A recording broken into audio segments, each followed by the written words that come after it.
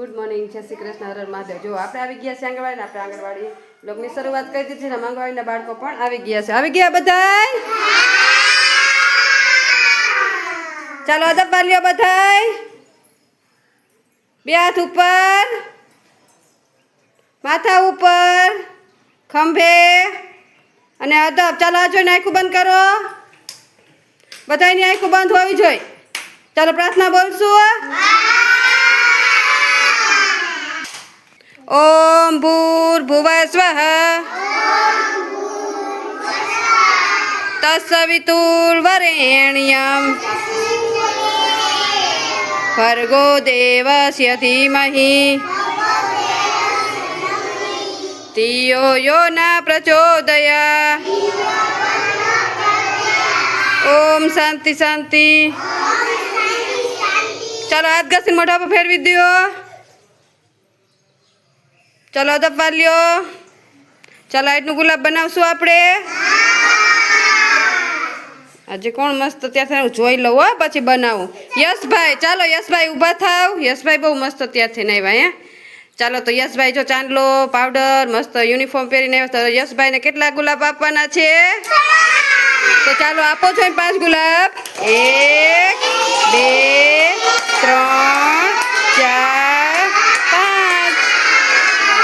કેટલા ગુલાબ આપ્યા? Very good. ચાલો યશભાઈ હેઠા બેસી જાઓ। અને કાલે બર્થડે ઉજવો હતો ને તમે?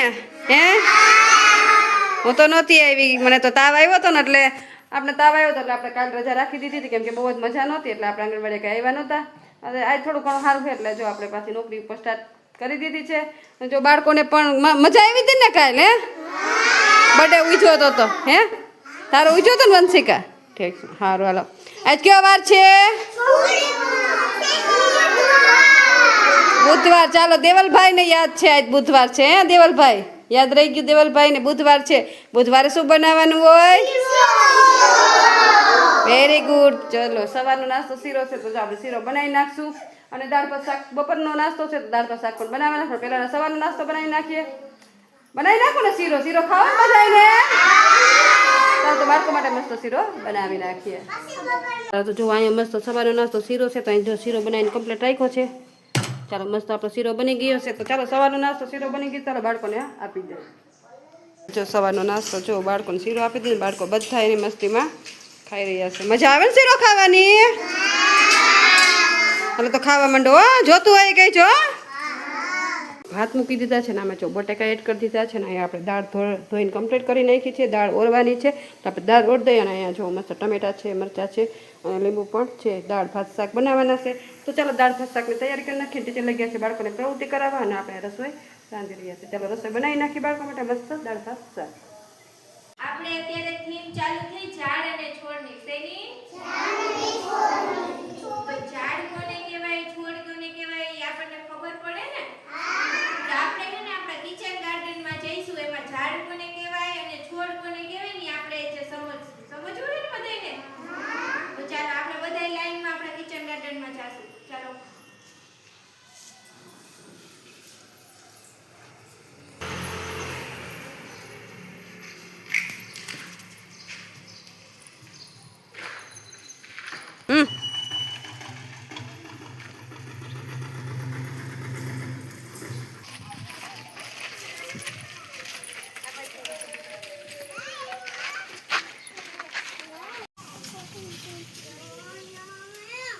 એકની વાહે એક ઊભા રહી છો।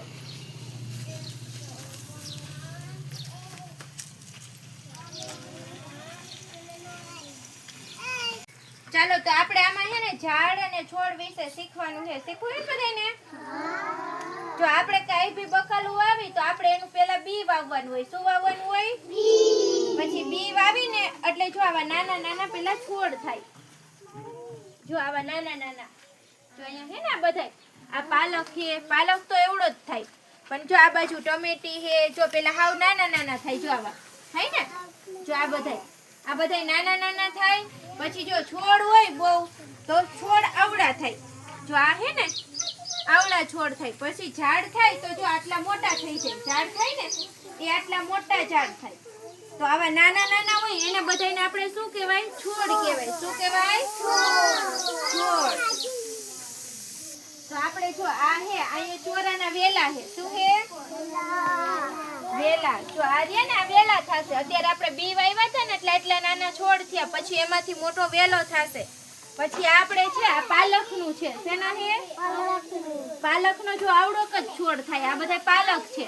પછી આપણે અળવીના પાન હોય ને, આ જો અળવીના પાન છે. આનો છોડ બહુ તો વધીને આટલો મોટો થાય. પછી આ છે ને પછી જો આ ગુંદો છે. શું છે? આ ગુંદાનું મોટું ઝાડ થઈશે. શું થઈશે? હજી આપણે વાવ્યું છે ને એટલે નાનો નાનો છોડ છે. પછી આપણે પાણી પાઈશું, ખાતર નાખશું એટલે મોટું ઝાડ થઈશે. શું થઈશે? પછી જો આ ટમેટા, આપણે ટમેટા ખાઈ ને, જો આ બધા ટમેટા છે. શું છે? ટમેટા. પછી આપણે લીમડો, આપણે કઢીમાં, દાળમાં, ભાતમાં બધે નાખીને આ લીમડો છે. જો આ છોડ થશે ઈ આટલો મોટો થશે. ઈ ઝાડ નહીં થાય. મોટું ઝાડ હોય ને એનું મોટું ફળ થાય. પછી આપણે આમલી કાતરા ખાવ ને બધા ખાટા, આ એનું ઝાડ છે. એનું મોટું ઝાડ થઈશે. પછી આ સેતુરીનું ઝાડ છે. સેતુરી ખાધી છે બધાએ? આ સેતુરીનું ઝાડ છે. પછી આ ફૂલ આવે આમાં પીળા કરણના. શેના? આ ફૂલનું ઝાડ છે. પછી આ સરગવાનું ઝાડ છે. શેનું? બધાય હરગવું ખાવું ને? હરગવાનું શાક ખાવું ને? કોને ભાવે છે? તો આ સરગવાનું ઝાડ છે. પછી આ પપૈયાનું ઝાડ છે. શેનું છે? પપૈયા ખાવું ને બધાય? પછી હમણાં આપણે જાંબુડા ખાતા. આ જાંબુડાનું ઝાડ છે. શેનું છે? આ ઝાડ મોટું થશે. અત્યારે આ બધા નાના નાના છે. આપણે હમણાં વાવ્યા ને એટલે અત્યારે છોડ છે. પછી મોટા ઝાડ થઈ છે.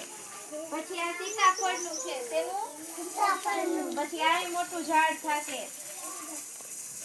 પછી આસોપાલવ છે. આસોપાલવ જોઈએ ને બધાય?